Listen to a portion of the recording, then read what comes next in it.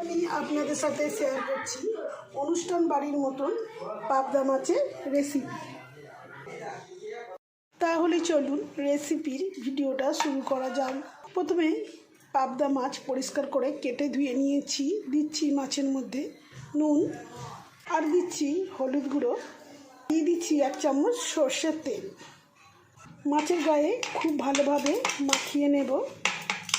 মাছের মধ্যে খুব ভালোভাবে নুন, হলুদ, সর্ষের তেল মাখিয়ে নিয়েছি। পর গরম করার মধ্যে দিয়ে দিচ্ছি পরিমাণ মতন সর্ষের তেল। ভালো করে গরম হয়ে গেছে। একে একে মাছগুলো ভেজে নেব।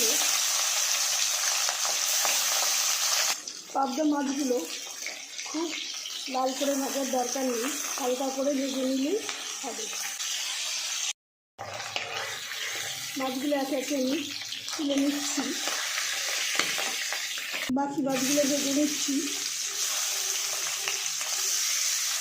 সবগুলো মাছ এখন ভাজা হয়ে গেছে। এরপর একটি মশলার পেস্ট বানিয়ে নেব।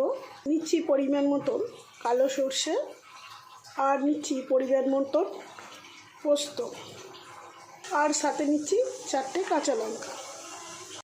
সর্ষে, পোস্ত, কাঁচা লঙ্কার পেস্টটা রেডি করে নিয়েছি।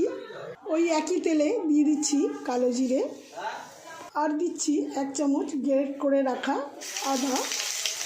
আদার কাঁচা গন্ধটা যাতে চলে যায় একটু নাড়াচাড়া করে ভেজে নেব। এরপর কালারের জন্য দেব হলুদ গুঁড়ো, কাশ্মীরি রেড চিলি পাউডার, সাথে দেব একটা বড় সাইজের টমেটোর বাটা। এরপর পরিমাণ মতন নুন দিয়ে ভালো করে কষে নেব।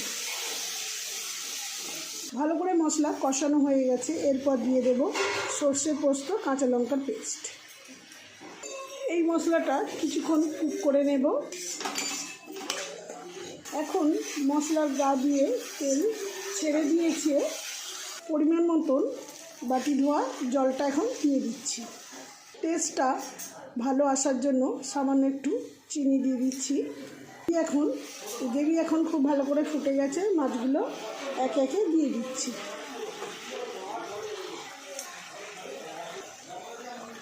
কিছুক্ষণ ফোটানোর পর দিয়ে দিচ্ছি চেরা কাঁচা লঙ্কা আর ধনেপাতা ছড়িয়ে নামিয়ে নেব।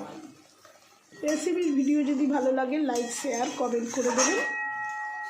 আপনারা ভালো থাকবেন, সুস্থ থাকবেন। ধন্যবাদ।